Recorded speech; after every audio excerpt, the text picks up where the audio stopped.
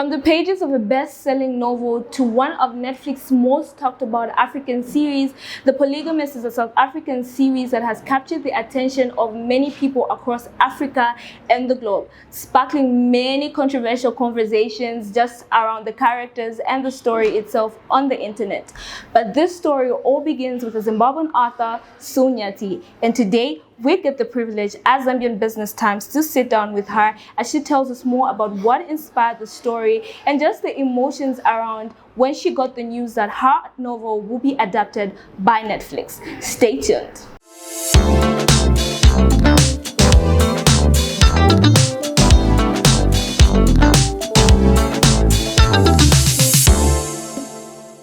To get started,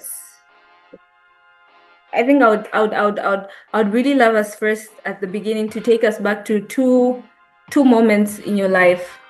Firstly, self-publishing a book, and secondly, how it was for you when you found out that it was going to be adopted by Netflix to become a series. Can you take us back a little bit to those two moments, how it was for you and how it felt, the emotion behind it and everything? So self-publishing the book was something that I was not familiar with. I'd always known about traditional publishing, and my goal had always been to be traditionally published. It's only when I was met with a lot of rejections for The Polygamist that I then considered self-publishing. And my editor at the time, Paula Marie, suggested it to me because she had self-published her own novels, and she had an imprint, Logogov, which is what we ended up using when we published The Polygamist. So I really didn't know much about self-publishing, but essentially the difference between being traditionally published and self-publishing is that you foot the bill for the whole process. So you pay for editorial, proofreading, layout and design, the cover design, the printing, the marketing, everything. It's on you. Distribution, everything's on you as the author. So you foot the bill and you carry it. So that's the difference. But in terms of remuneration as well, unlike when you traditionally publish, then you get a royalty, which is a percentage based on net receipts, right? Or the retail price, whatever your contract says. But then when you're self-published, everything comes to you. So you bear the cost and the risk, but you also get the return from it. So that's really the difference. So for me, it was onerous because I wasn't familiar with it and financially taxing as well. I remember I put in a lot of, most of my salary went in and it still wasn't enough. And I had to borrow some money, a friend, and I'd envisaged I'd be able to pay him back after a few months after selling copies. It never happened that way because the book didn't take off as anticipated. I think before, because I wasn't really clued up on the publishing industry. And I had this idea that books will fly off the shelf. They didn't. So it was a learning curve. I mean, I would go into a bookshop. I'd be like, is it selling? And they'd say, yeah, we've sold 8 copies. And I'd be like, only 8. And they'd be like, yeah, it's a good thing. So for me, it was like very slow. It was a very slow start. And then I think I had published around the time when 50 Shades of Grey came out. Wow. And that book really flew off the shelves. It was like a bestseller and everyone was talking about it.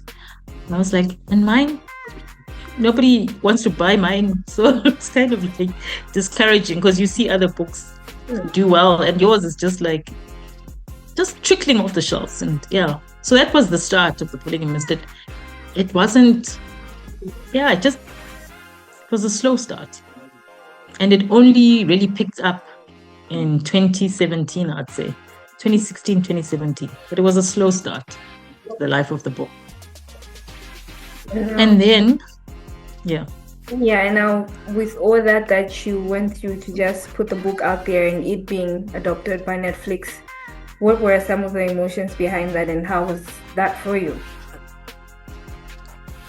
So I was first approached by Stained Glass in 2022 and they wanted to enter into an option agreement.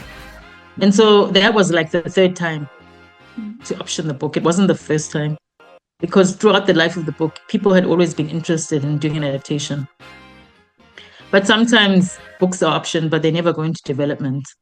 It's a 50-50 thing, so a book can be optioned and then nothing happens. But oftentimes the option itself is a source of income for the author. So when it was optioned 2022, I cried. I mean, it was post-COVID. It was an emotional time for me. So I cried. Yeah. So then life went on, as it does. You forget about it. And then Netflix only came into the picture in 2024. So that was like a big thing, because previously when Stained Glass did an adaptation, it was with Showmax, multi-choice. Yeah. So it was now it was Netflix, and I was like, oh wow, okay, that's huge. So it was, but I didn't cry. I think I was just like, I was impressed, like it was like, wow, okay. That I think the crying, I think the crying had been done, but for me this time it was like, wow, and the excitement. So and then in 2026, that's when it came out. I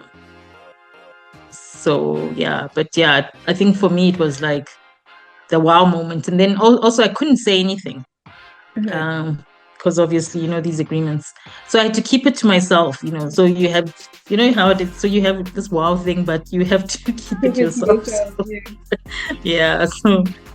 But it was exciting, and I honestly didn't know what to expect. And then you carry on with life. Life goes on as usual. And then they started shooting in 2025.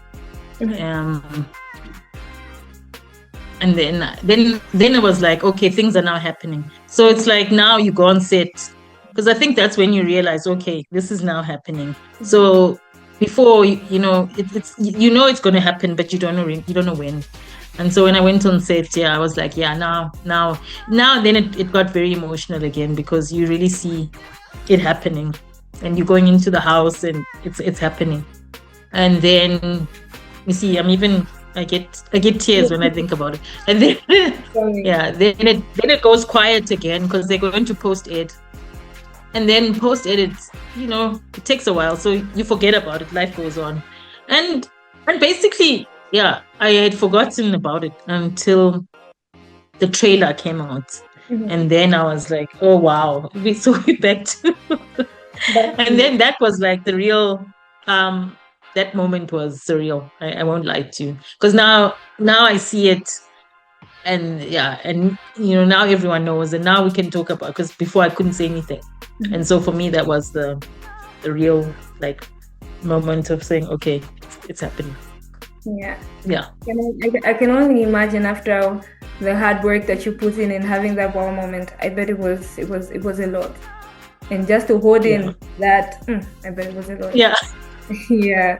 And obviously, looking at how, having read the book myself and watched the series, I think everybody else, just like me, is so curious what was going on in your mind, even when you were writing that, because there's a lot going on.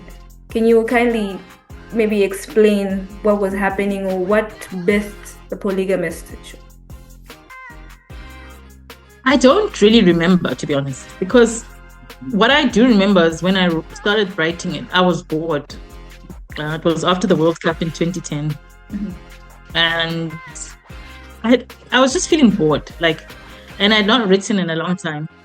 I had been struggling a lot with the book I had been writing for over 5 years, and I think I was on the 6th draft or something, and it just wasn't working. And so I just decided, maybe you just write a new, fresh story, just something new. And it was supposed to be light-hearted, something fun, light-hearted, just to, to get me off the stress of work. And that's how it started. It was just a light read. But then as I started to write that story, it just got heavier and heavier and darker. And I think, so I think it just evolved. So initially, I can't say to you like I was going through the most at the time when I wasn't. So I think it was just an idea that had been in my head for years, and I was just now trying just to explore it. And that's how that book came about. It simply started like, by that. And then I would, as I wrote the chapters, I would share the chapters with my friends. And they're the ones who kept saying, listen, can we have some more? Yeah. So I would write, stop. And then they would be like, hey, what's next? Like, so I think, the same way you kind of binge watch is the same way you binge read the book.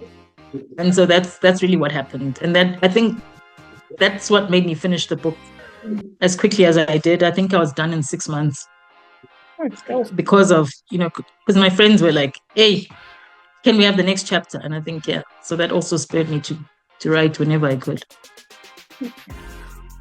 Did you, maybe after the series came out, did you see more people wanting to buy the book as well? Wanting to get in touch even with your other works, such as The Gold Digger, Family Affair? Have you seen more people reaching out to hear or read from your pieces? Yes, definitely. So, which is quite interesting because because I'm in the business of writing and I've done television writing, I do scrutinize credits, right? Mm-hmm. But for me, what's been interesting is people actually watch the series and then looked for the author. Mm-hmm. People have been looking for me, and I every single day, I have got mail, I've got DMs, people wanting to know about me, wanting to, just know about my work. Mm-hmm. And it's been very heartwarming to see that kind of response, that people are curious to see who created this story. And it's something I had not expected. I had not expected such a response.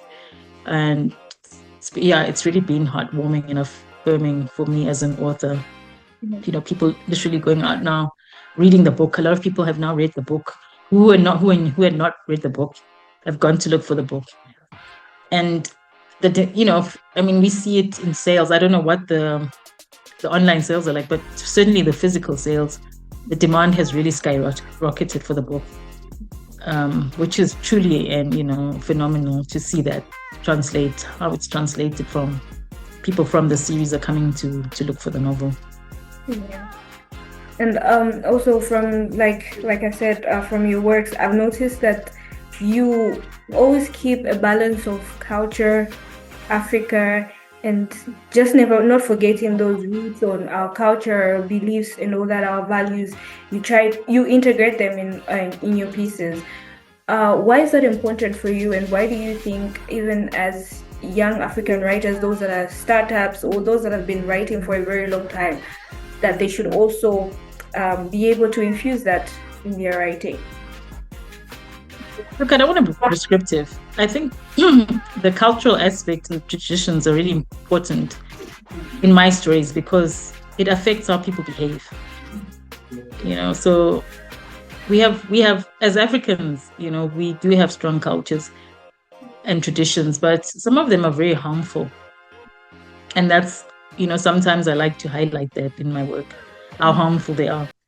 Not all of them are harmful, but I feel, culture is not redundant. And I think if we have cultures that are harmful, we should actually think about getting rid of them. We don't have to lose everything about our culture, but keep the good. Let's get rid of the things that don't serve us anymore, especially the harmful ones. So that's why I have them, because also, it's also understanding why do we do certain things, right? Because a lot of people don't understand why we do certain cultural practices. So I also try and explain that, because it's also important to understand. Because a lot of the things, sometimes you ask your parents and you ask them, but why? And they're like, it's always been done like that. But why? It's people need to appreciate the reasoning behind the why. And I think sometimes the adults or the elders don't explain to us why. And also, I think also, if it doesn't make sense, why are we still holding on to them? Those cultures that are very harmful. And also taking a deep dive into African storytelling. You've been writing for, I should say, a long time now. What are some of the things that you feel African writers have not put out, or that we should put out, that should be put out by African writers, and some of the things that should just be stopped and are not working for African writers, even as we try to grow and position ourselves and just expand ourselves globally? Look, I like I said before, I don't want to dictate what people should write and should not write. And for me, I mean, I think I read quite a lot of African literature. And from what I've seen, for me, I always walk away thinking, oh, wow, I learned something here. I had a great understanding. I remember reading Fatima Bala, a book called Broken. And I loved how she's Nigerian. And she infused Islam, the religion, became a plot point in her book. And I loved how she used religion and the tenets of Islam in an exciting way in a novel. It becomes very, very integral, the understanding of that of that religion in the plot. And so for me, that I walked away knowing something that I didn't know, about Islamic culture. And so for me, there's always something new to learn. And I read books with an open mind. I approach them because, especially books, like I like to read different regions and also it's interesting for me as well to realize how similar we are across the continent. Through reading, you get to get insights on other people's cultures, the way they live. So that's always exciting to me. But yeah, I wouldn't say like they shouldn't do this or shouldn't do that. I mean, there's so much complaint, poverty, porn in African culture. Or the other biggest indictment is that African books are so depressing. Like, why can't we have happier stories? But people are writing about their lived realities. Like, I'm not really trying to create a dystopian world. I think if that's what you're looking for, then read the science fiction, right? Or the fantasy. I'm not about that. So I also think readers also, there's enough choice, I think, for you to decide to pick and choose what you want to read and what you want to focus on, as opposed to saying, don't write this, don't write that. People will write what resonates with them and what they know and what's close to their heart. So I think I love that. But if it's not for you, it's not for you. Pick what's for you. And I'll take it back to The Polygamist, right? When you watched the series, when it came out and you watched the series, and looking at how people are receiving it worldwide, it's been great. It's been incredible. Do you think you've passed on the message that you were trying to put out, even as you were writing the book? And of course, you mentioned to say it was something that was just birthed just happened. But do you think it passed down the message that you'd want most people to take up? Yeah, I did. I definitely did. I've always been intentional about writing books that people just don't read, but you discuss them. And I think that's why for years, even before it was on Netflix, it was a popular book club choice. And women loved to sit and discuss that book. They would discuss it from cover to cover, Then they would discuss it from character to character, from Joyce to Essie to Lindani to, people would tear each, character, and then they would go to Jodasi. So it was always that book, and everyone would read it and be like, I wanted to hit, someone with that book, or I threw it in against the wall. It always stirred emotions from readers. And so it's the same with the series. So I'm not surprised that people want to talk about it, because there are things there that you just definitely have to talk. You can't not talk about them. And so when I look on the internet, and social media, when people say lessons learned from The Polygamist, that makes me happy, because people have lessons, they've got PowerPoint presentations, they've got think pieces. that makes me happy because it means that people really received it, you know. And for me, I don't dictate what people receive from it. They people will receive different things depending on where they are emotionally and mentally.